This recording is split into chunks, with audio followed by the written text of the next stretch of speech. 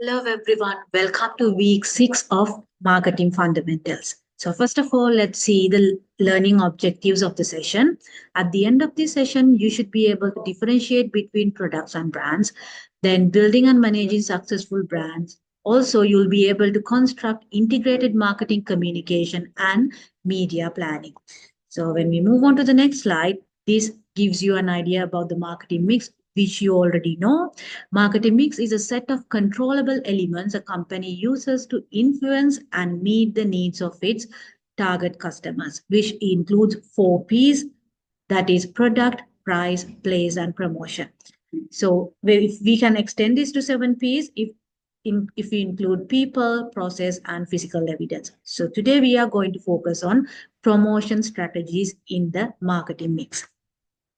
So shaping the promotional mix concerns planning promotion strategies using the tools of the integrated marketing communications mix and the media mix. So important distinction between marketing communication mix and media mix is explained in this slide. Marketing communication mix is the specific mix of communication tools an organization uses to perceive its market objectives. So examples include advertising, sales promotion, public relations, and personal selling. So if you move on to media mix, it is the specific mix of media channels through which advertising and other marketing communication messages are communicated to target audiences.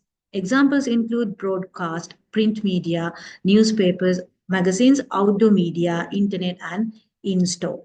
So this is the distinction between marketing communication mix and media mix. So if we look at integrated marketing communications framework, so it starts with marketing strategy, then we move on to the deciding target audience, and then communications decisions, which include set communication objectives, create message platforms, outline marketing communication mix, and outline media mix. Right. Successful marketing communications integrates 3 elements into combinations that have potential to engage audience. So the 3 elements include messages, tools, and media, which we are going to discuss. So we are starting with marketing communication messages, which is the first element. So 2 sources of marketing communication messages exist, which are organizational messages or branded content and audience or user generated messages. So if you look at organizational messages, that means planned marketing communication messages controlled by the organization and communicated via owned and paid media channels. However, audience generated messages means unplanned marketing communication messages which the organization cannot control, created and communicated by customers. So example include word of mouth. So organizational messages communicated via owned and paid media channels are selected according to the given factors in this slide, which includes degree of control, financial resources, communication task, level of credibility, and size and geographic dispersion of the target audience. So these are the factors that we have to look into when we are selecting a media channel. Then message control is a very important factor. Message control to ensure the intended message is transmitted to and received by the target audience. So the message must be understood in order that the receiver can act appropriately. Advertising and sales promotions allow a high level of control over the message design and transmission. Control is an important factor in digital and online communications. And when we move on to marketing communication tool selection, again, message control is a critical function of financial power. So if an organization pays a third party to transmit its message or the advert, control will remain as long it pays. Paid for advertising and sales promotion allow for a high level of control. Public relations and publicity afford weak control because the third party volunteers to carry or force the message. This may be positive or negative for the brand. So when it comes to financial resources, they're determined by what the organization can afford to pay for advertising or promotion. So required to deliver the message or content, and required to reach and engage the target audience. So financial resources, so we can discuss in relation to some marketing communication marketing mix tools, because some of them cost more than the others. So there are few examples in this slide. Mass TV media advertising, especially, is expensive, especially via broadcast media. And when it comes to print advertising, is also relatively expensive, even for newspapers and magazines. However, public relations and direct marketing are relatively inexpensive. So that is about the financial resources. Now we are moving on to the credibility of marketing communication tool selection. Credibility is critical to audience perception of brand and reception to its messages. Some marketing communication mix tools are perceived as more credible than others by audiences. Advertising, sales promotion, and personal selling are marketing communication tools that lack credibility by the target audience because organizations purchase and control the message and often pay celebrities and experts to endorse their offerings. So, if you look at the social media influencers, this is an example which comes under this, which results in less credibility. So, we have to look into the credibility as well when we are selecting marketing communication tools. So, public relation is considered highly credible because the target audience perceive messages carried or posted by an independent third party sources and unbiased and reliable. Examples are given here, including news media reporting on company development, activities, and success, and product service reviews, which is a very good example, which we all are aware.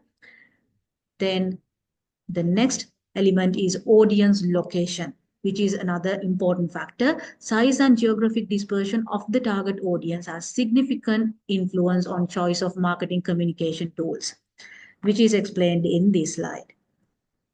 Then the next important factor is communication effectiveness before we select the marketing communication tool. So advertising reaches large audiences but has low ability to deliver personal messages or audience interaction. Then if you look at public relations, has medium audience reach and ability to deliver audience interaction, but low ability to deliver personal messages. When it comes to direct marketing, that can deliver high level of personal messages and levels of interaction, but less effective at reaching large audiences because it is focusing on more personal messages. And then personal selling can deliver high level of personal messages and audience interaction, but less effective at reaching large audiences. So this is about the communication effectiveness among different marketing communication tools. Okay, now we are going to look into different marketing communication tools with advantages and disadvantages. So the first tool is advertising. So this is any form of paid for message communication. Examples include conventional broadcast media, print media, poster, digital online banner posters. So we all are aware about this type of communication tool. Advantages include high level of message control, high message impact. However, disadvantages include high cost, as we discussed previously, low audience credibility, and effect on sales are to measure. So these are examples. And then when we move on to the second marketing communication tool, which is sales promotion, where a business uses short-term campaigns or incentives to boost demand for a product. The example include discounts. Advantages are high level of message control, can add customer value and accelerate sales, can target niche audiences, and can be lower cost than advertising. However, the disadvantages include low credibility, impersonal, and short-term impact. So mostly these are short-term incentives and the results are lasting only for short term, which is a disadvantage. So you can see examples for that here, like 25% off. So these are examples. Then we are moving to the third marketing communication tool, which is personal selling. That is face-to-face communications involving individual representing organization, brand, and audience. So advantages are can directly persuade individuals to take appropriate action and interact brand with the audience. However, disadvantages include high cost, low control, and credibility dependent on the messenger. or the agent. So these are the disadvantages of personal selling. Then we move on to the next one, a marketing communication tool, which is public relations. It is concerned with building audience relationships, brand reputation, and publicity through media reporting, coverage, events management, sponsorships, and public affairs lobbying. So advantages include can be highly influential and high credibility and low cost as well. Disadvantage include low control for organization because media reporting may be positive or negative, and also an event may not deliver required outcomes. So examples are given here and you can watch the video for more details. Then the last marketing communication tool which we are discussing here is direct marketing. Direct marketing relies on direct communication of personalized messages to individual consumers through online, text messages, printed direct mail, or magazine inserts. TV and press advertisement aimed at persuading the audience recipient to respond directly by visiting a website, calling a number, etc. So you might have received these kind of direct marketing messages from different organizations. And advantages include can deliver personalized audience content, generate rapid response. But the disadvantages, junk mail perception, can be wasteful form of communication unless personalized data is highly accurate. So that is about direct marketing. Right now we are moving on to media planning. Consumers use media to satisfy your four needs, which are to discover, to participate, to share, and to express themselves. Rather than passive media involvement, these motivations require their active engagement with media. So consumers now able to develop their own content, thus media and messages are key to reaching consumers today. So communication decisions must be based on an understanding of the audience and their media behavior, which media they consume, and where and when to engage them with media. So audience demographic and psychographic factors also be taken into when selecting marketing mix tools. For media consumption, different age profiles consume different media formats in different ways. So especially like modern media tools like social media will be used by different age groups. So like that, media consumption needs to be analyzed.